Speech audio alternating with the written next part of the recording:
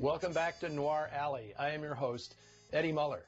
We are celebrating Black History Month on Noir Alley. Joining me is Jacqueline Stewart, my co-host on TCM and professor of cinema and media studies at the University of Chicago. Welcome, Jacqueline. Hi, Eddie. Thanks so much for having me. This is such a treat. It absolutely is a treat because we have a premiere on TCM today, and I specifically wanted you to be here to introduce this film with me because you've actually taught the book that this movie is based on. And I'd like to start off by having you tell us a bit about the author, Richard Wright, and his place in American literature. Sure. Well, Richard Wright is, simply one of the most important American writers of the 20th century. He had a really powerful analysis of race and class in America. And his novel, Native Son, was a hugely successful and critically acclaimed novel, published in 1940. It was a Book of the Month Club selection. And the character, Bigger Thomas, is a figure that has been so influential across the history of African American literature and American literature. And it's sort of interesting. So people are probably thinking right now, well, why is this being shown on Noir Alley? But Richard Wright himself was a fan of crime fiction, pulp fiction, and he actually had an interest in writing for Hollywood. Isn't that true? That's right, yes. And I think one of the things that's so interesting about this film that we're about to watch is that the novel that it's based on already had a lot of kind of cinematic elements to it.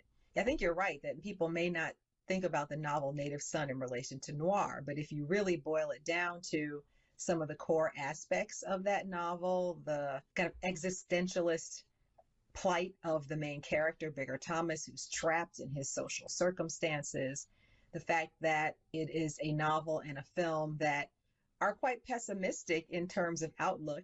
And, there are women in this film that in many ways kind of echo the femme fatale and the kind of like good girl character that could redeem the central character if he gave her a chance. So there are qualities that really resonate with film noir. And I think it's really exciting to think about how this classic of African American literature can be related to the tradition of noir. And as you were saying, Eddie, yes, Richard Wright was an avid moviegoer, a big movie fan, and he had aspirations to write for Hollywood films. But during that time period, of course, this was just not possible. Yeah. Interesting to note that in 1941, the year he also made Citizen Kane, Orson Welles mounted a theatrical production of Native Son starring Canada Lee that was controversial and very powerful. And it was that production, when it was performed in Buenos Aires in the early 40s, that caught the attention of director Pierre Chenal, who was Belgian and had left France, where he was working as a film director, to relocate to Argentina during the war. And when he saw that stage production, he thought, wow, this would make a tremendous movie. And interestingly, it wasn't until Richard Wright moved from France, he left the United States, moved to France, and then relocated to Argentina, where he was embraced by the intellectual community as sort of a cultural hero.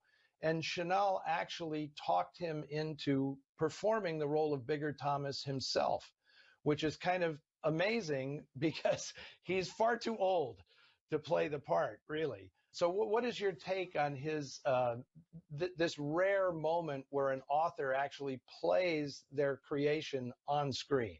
Well, I mean, it's one of the most fascinating aspects of this film. There's something almost surreal about this film, the way that the style of the film, the acting, the dubbing of some of the actors, as you'll see, because there are some Argentinian actors who are playing American characters. So there's just something about it that feels off.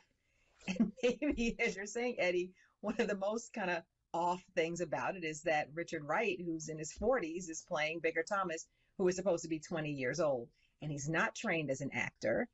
And so what we have, I think, is just this amazing historical, cultural document of an author bringing his own character to the screen and wrestling with a lot of the same kinds of issues, because Richard Wright would have wanted this to be a major Hollywood motion picture. He was interested in for this to be a European production, but people wouldn't take up the controversial subject matter. And I think in Chenal, what he found is actually something that really makes this an interesting and important film, which is it connected him to this broader kind of international expatriate intellectual community of people who would take risks. And as you'll see, this is a film that is representing issues of race and gender and class in ways that Hollywood films would simply not do during this time. So Wright being there, for me, just reinforces, as awkward as his acting is, as you will see, it reinforces his commitment, his determination to bring this project to the screen. Absolutely. Thank you so much, Jacqueline. Stick around. We want to talk about this afterwards, definitely. But here it is, set in Chicago, but made in Buenos Aires in 1950. Here is Richard Wright starring in Native Son. Okay, welcome back. I am joined by my TCM colleague, Jacqueline Stewart, professor of cinema and media studies at the University of Chicago. And Jacqueline, I have to say, I've been doing the noir thing for decades now. And from almost the very beginning, when I would be at theaters showing these films, I would have African-American people come up to me and say, is there any noir that stars African-Americans? Are there any of these, right? Which became fairly common in the 70s and 80s. But before that, I had no idea. So discovering this film was hugely significant for me to see this movie made contemporaneous with the original noir era that was entirely about the African-American experience in America. But of course, it couldn't be made in America.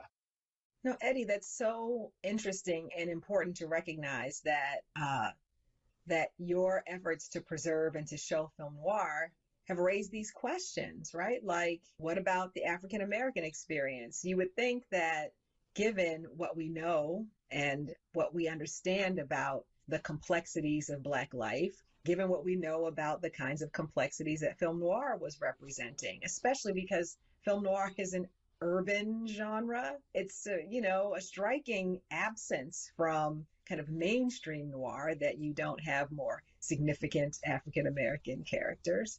And then you might also think that during this period in which there was still, at least earlier in the 1940s, there had been a really active independent Black film movement, that maybe there would be some of those race movies that would have some noirish elements, but the timing is a little off because noir kind of, really takes off after the war and the kind of pessimism that characterizes a particular kind of American outlook during that time.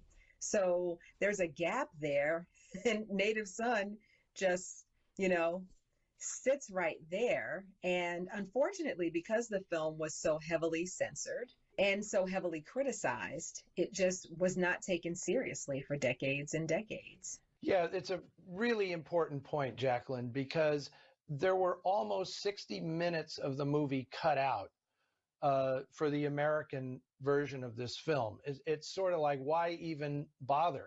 I can't imagine how you can take 60 minutes out of this movie and have it be remotely coherent. But I think people can obviously figure out what it is. I mean, all the stuff with Richard Wright and Jean Wallace, all of the stuff with her boyfriend who was the communist, all of that stuff was removed from the film. And that maimed version of the film sort of became the version that everybody saw, even in other countries, sadly. So I can only imagine it was completely devastating to them. Yeah, it was. And for me, it just plays up the crucial role of film preservation, how important it is to continue to look for any and all traces of these films, because there are so many cases when we're not seeing what audiences saw originally, or we're not seeing what the filmmakers intended. Another reason why I think it's so important that this film has been restored and preserved is because it has so many lessons that are relevant today. There are moments in this film, for example, when we see the police just running rampant through the Black community trying to find Bigger Thomas. And the people speak back.